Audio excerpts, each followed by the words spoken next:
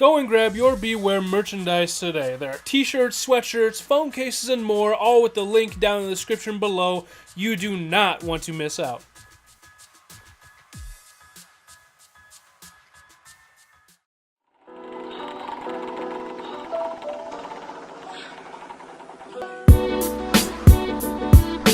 What's up, guys? It's Carson back here on Toxic Gaming today with our week 9 PPL battle, facing D-Jar, using Liam, coach of the Unlawful Exiles, what the hell?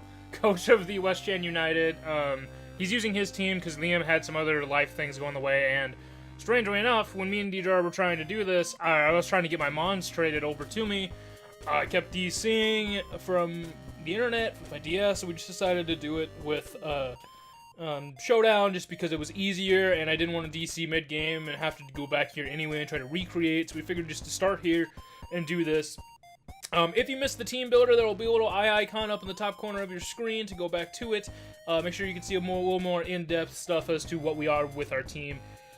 Really, and what he brought here with the Regirock, Heatran, Seismitoad, Hitmonlee, Gourgeist, and Aromatisse, I saw this team, and there was two immediate thoughts in my head. No Salamence, no Starmie. Fuck yeah. Basically, those two were the two I was probably the most afraid of, especially because Z Salamence could, like, if I have a counter, quote in quotes, for Salamence being Milotic, Z Fly Salamence just beats it. It could be EV'd to try to live an Ice Shard from Sneasel. If he's fast enough with the DDs, then he could outpace me at times. It was the fact of, like, Salamence was so scared to me, and then he could easily just switch in on Sneasel for Starmie, and then be Scarf Starmie and outspeed me, and kill me with probably any fucking move he wants. But that's not what we see with D-Jar's team here. We see probably a more bulky team. I didn't really know the gist of what this team was until we get into the battle, and I didn't see exactly what his plan was from this read. But what I decided to do is we'll start the battle here. I'll probably be pausing throughout to talk about things as we go. But he actually leads Regirock, and I led Jolteon. I was kind of expecting Seismitoad lead, but I decided to Volt Switch early, just because if he would have led Seismitoad, I had the Hidden Power Grass to at least knock that berry off of it really quickly. And I think I could have lived a non-invested Seismitoad Earthquake. I think that's what it was, and then I could have hard switched the next turn. But I actually Volt Switch here into my counter for Regirock, and that being Zardex, because I figured he would Stealth Rock first turn, and I would want to get Zard in before rocks got up, if at all possible. Very rarely would you ever really want to do this. I do not suggest doing this in any normal type play, but I knew my Zard was bulky enough to take a Stone Edge and Earthquakes from this thing, and I knew if I can burn it this turn, this would be great. So I'm going to Mega Evolve, I'm going to go for the Willow first turn, and we miss, so fuck us. But he actually goes to Stone Edge, and we see it at 63%. I can live another one if he is burned, and I decide to go right for the burn again. This time we get it, and I can live this one on 2%. I believe the max roll after burn was 36. So I think he got the max roll with it. I believe it was either I died and this thing's burned, or I can just stay in and now roost on him. I can basically kind of roost stall with the burn on him, and he's going to switch out this time into the Hitmonlee. I'm going to roost here, and I believe this Hitmonlee, unless it had Earthquake, couldn't do anything to me, and the Earthquake does kill me. I didn't really know for sure, and when I went for that turn, I went for another Willow, in case he, like, over-predicted, and tried to do something weird, tried to, like, endure, or some weird Hitmonlee, just in case I wanted to burn it if I could. But that's sad that Zard couldn't do anything at that point besides just burning Regirock, but I have him going to my Milotic because he literally can't touch me. He's going to switch out into the Aromatisse. I figured Seismitoad, so I pulled the double here into Gardevoir, and really here I'm not as worried with this thing. I was okay with it, and so I decided to go for my Z Hypnosis now, because if this thing's asleep, that's great too. And we actually hit it. We're 3 for 3 now on Z Hypnosis, which is hella great. But he is asleep, and we do get the speed boost. I just Moonblast away on this thing. We get the special attack drop, which is really nice if whenever he does wake up. But I'm just clicking Moonblast against him. Like, I'm just going to do damage to this Aromatisse. It's the best thing I can do. Now he wakes up and he has this attack drop. He goes for Trick Room. And here is where I kind of realized, looking at his team, like, fuck, he can, like, revenge me with pretty much anything now. once this thing dies, and he can give me a decent chunk of damage low enough so that so that Gourgeist can kill me, so that Heatran can easily kill me, the Seismitoad can kill me, and the Regirock can probably kill me, or at least slow me down even worse. So, he's actually going to switch out here. I didn't expect him to switch out, but he goes right into the Heatran. I went for the Moonblast because I knew I needed chip damage on this Heatran before I could kill with Focus Blast, and I could kill with Focus Blast later down the line as well, unless he was Speedy Tran to speed time me. But here, he switched again, which I really didn't understand very much. But he did switch out here, or I switched into a fucking Milotic. He goes for the knockoff, removing my Life Orb, which kind of sucks. But I went for the Ice Beam just to get damage. He's had his Seismitoad frozen before, that's fine. He Earth Powers, it's doing nothing, and I'm Ice Beaming. I'm literally just trying to wear down this Seismitoad a little bit at a time. And then I switch out into Gardevoir here because I do have the Energy Ball on Gardevoir. I trace his Water Absorb, so if he decided to go for a Scald for some reason, maybe me going into Scizor to take the Earth Power or, you know, into anything else, and he decided to quick Scald to try to get burns on my Milotic instead, then I could absorb it. But he does pull the double here going into Hitmonlee, and this is not a good matchup for him any way, shape, or form. I believe I can take any hit from this still. Especially because he doesn't know exactly what I am. I might be bulky with a little bit of speed, so that +1 I can outspeed stuff, and now if I am bulky, he can't kill me from here. So he does switch out and back into the Seismitoad. I went for the Moonblast. It's good damage. Now here, I did something this next turn. The Moonblast at 38%, and I believe that was a mid-roll, and I wasn't doing any less than 30. And I didn't really want to show that I had Energy Ball yet.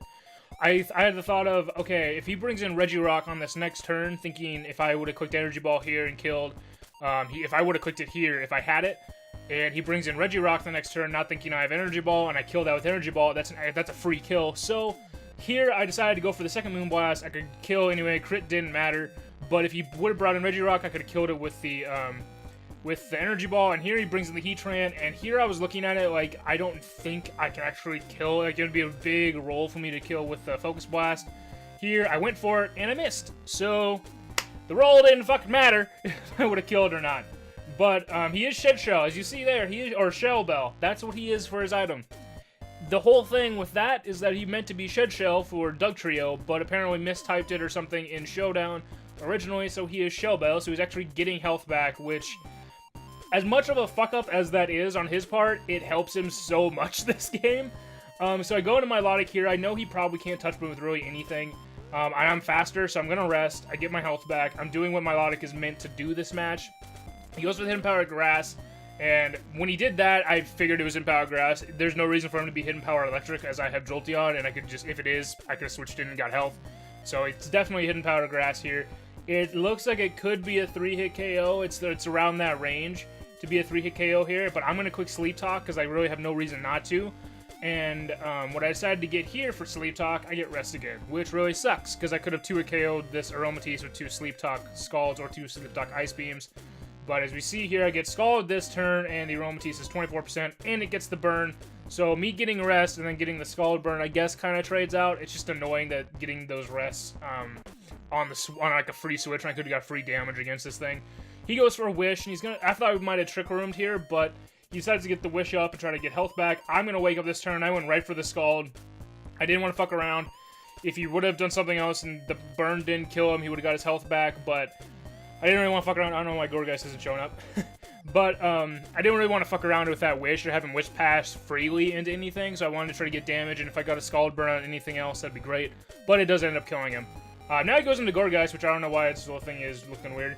And I switch on to Jolteon. It's kind of my best switch for this thing, and he does Leech Seed, and I know I can Volt Switch out now because Seismitoad's gone, but I decided to quick Shadow Ball, get the damage on this thing so that Guard can finish it later. Or not Guard, Milotic can finish it later. He goes for a second Trick Room setter with Gourgeist, which is really cool. Like, I'm kind of glad he's sticking to his Trick Room thing and he didn't just have it on one Mon, because just having it on the Aromatisse, then it all goes to shit, so I'm glad he did that. He does actually get the Bullet Seed here, and the Bullet Seed with 4 hits does kill Jolteon. If we would have got 3, we would have lived, and I click Shadow Ball a second time. But I go out into Sneasel here. It's kind of an easy read what I'm going to do. He goes for the Fire Blast. Was not expecting Fire Blast. When I saw this thing had Bullet Seed, I was more expecting like maybe Flame Charge to get speed, like just in my head without thinking of Trick Room, or maybe Flamethrower just to not miss. But he goes for Fire Blast, and Sneasel lived a Fire Blast. So somehow, in some way, shape, or form, Sneasel is bulky enough to live a Fire Blast from a Gourgeist. But I did go right for the knockoff. He's the Colbur, and it's not going to kill him, which is fine. But I can click Ice Shard here, bring him really low. Sadly, I don't think that anything with the roll would have killed there. I'm pretty sure I couldn't have killed from that range. If it was a low roll, well then I guess that sucks. But he will just Bullet Seed to kill me. Only needs to hit me once. That's fine. Trick Room is in its last turn here, and I can Bullet Punch to kill this pretty easily. He decides to save it. Goes out into the Regirock, and I decided just Bullet Punching him. Like, I have no reason not to Bullet Punch. He is Citrus Berry Regirock, which I guess is kind of cool. But because this thing is burned due to Charizard from earlier, it's really nice having that thing burned. He can't really touch me with this thing. So I decided to go back into my Milotic. I can get a free rest and free Sleep Talks. I thought he might have Fire Punch for Scizor, but I didn't really know. I could just go to my Milotic anyway. I get my free rest. Get up to max health. He can't do anything with this Regirock against me. If he would have had T-Wave, it wouldn't have mattered. He literally can't touch me at all. So I'm going for my Sleep Talk again, and I get rest a second time, which is fucking annoying. And he does end up getting the Stone Edge. If I would have got Scald on that turn, I wouldn't have any damage on Milotic, which would have been really, really, really nice. But this next turn, I do go for the Sleep Talk again, because I'm asleep, you know, it's Milotic, and I get Ice Beam. Doesn't kill, but the Burn will take him out after this. And so Stone Edge is, again, not doing anything. Actually, Burn doesn't take him out. I thought it would take him out. But here I decided just to click Rest and to let the Burn take him out and be as high health as I could, rather than be around 72%. Again, I'm at 89, so to me that was a little bit better. And plus, Zard got a kill thanks to that Burn. So Zard technically gets a kill this game, so fuck everybody saying I do it wrong. But Alexa Bliss here, I'm just clicking Sleep Talk, get the Scald, able to kill the Gourgeist, which is really, really nice that I can actually not get Rest that time. He goes to Hitmonlee. And it was at this point that we were kind of trying to figure out. I was debating about what he could do to me. If he's close combat, I believe I could live 2, and then I kill him if I get Scald after one of them, I believe. If he hits both, if I get rest this turn, and then the second close combat, I can live and do the stuff like that. It was really kind of weird here. I had to really figure out when I needed a quick rest and when I needed to attack when I was on the wake up turn. So here he goes for the close combat. Gets the stat drops and stuff, and I am still asleep. I had to click Sleep Talk. We get Ice Beam, not the Scald that we needed, but that's fine. He goes for the close combat again. I can live it, and this was the point I believe I clicked Rest just to make sure I could do it. I knew I could have rested the next turn on Heatran because we showed earlier I believe that I was faster than Heatran. I believe we did, but I didn't want to guess that he might have crept me and then all of a sudden take me out. So, I rested here to get my health back rather than just killing the Hitmonlee and then resting the next turn. Here he goes right for the close combat again. To me, this tells me he was probably Scarf. He was the point where he's locked in. That was his best move to do anyway. There really wasn't much else Hitmonlee could do to me besides close combating me. And I go for my Sleep Talk, and I get Scald this turn, which will take him out due to his stat drops, and probably would have taken him out without stat drops anyway. And now here's the Heatran. This is where the turns kind of sucked for me, and I misplayed a little bit. I believed I could have just Sleep Talk, Rest, and basically all over this Heatran, and end up killing it with Scalds as I could get them. So that was my mindset about it, and I only would bring in Scizor as like a last-ditch effort. He's under half health, stuff like that. And so I go for my Sleep Talk here, get my Scald, and I bring him just under half. So I'm like, okay, I know if I get either a max roll on the next Sleep Talk Scald, I can kill. Or if I go for Scald, I can kill. It's the point where I really didn't know what for sure I was going to do. He goes for the Hidden Power Grass. Now we're in the predicament here this next turn of I'm waking up, and I can either Scald and try to kill, and then if I don't, or Scald, not kill, go into Scizor, kill, and get a 1-0. Or I can go for the rest and try to go for a 2-0, try to preserve a little bit differential. I would rest up. He would Hidden Power, do the third. I do Sleep Talk. If I get Scald, great. Bring it in, or Scald in, and then get the damage, get him low enough so that the turn after I could rest back up and do that type of deal. If I would have got Ice Beam, then I believe Scizor could have came in and Brick Breaking him to kill him. So here, I decided to rest to try to preserve differential. Due to how low we are differential, I feel like it mattered if we could get differential.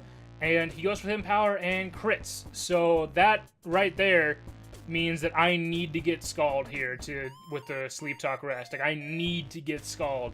If I get Ice Beam after Shell Bell, the fucking messed up item, I won't be able to kill with Scizor with Brick Break, which I'm kind of pissed that I even had Brick Break on Scizor, not Superpower, but it is what it is.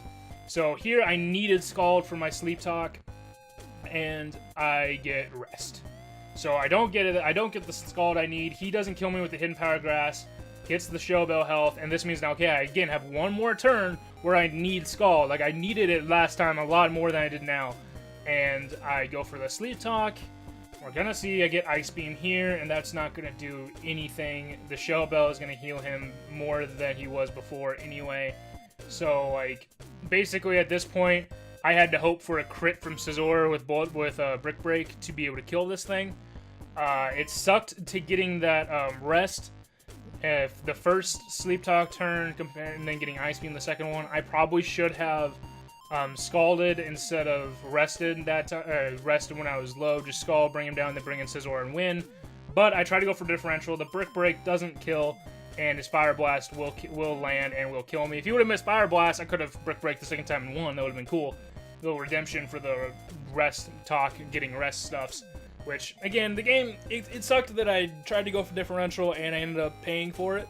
But I felt like I needed to get that differential in this game. It was, to me, that all of a sudden became a little bit more important than just getting the win. Usually I'm in the mindset of just getting the win, and usually I would probably click Scald to get the win. But it just kind of, the way the game went and the way my mind was for how I needed to play the rest of the season out. So, unfortunately, we lose to DJR with a 1-0 loss. I almost said victory. And so Liam gets the win, technically. We're not doing too well, and really at this point, I just want to try to do some cool things in the next few battles.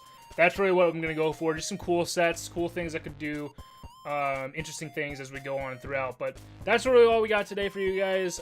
There will be another Drunk Walk stream coming soon, so watch on Twitter for that. Follow me there.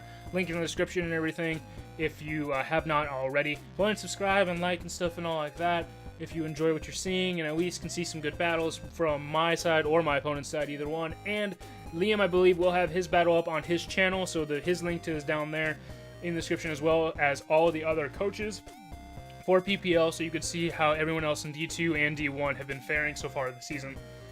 But anyway, without further ado, thank you guys for coming out. I'm Carson, this is Toxic Gaming, and as always, you guys stay toxic. We'll see you guys.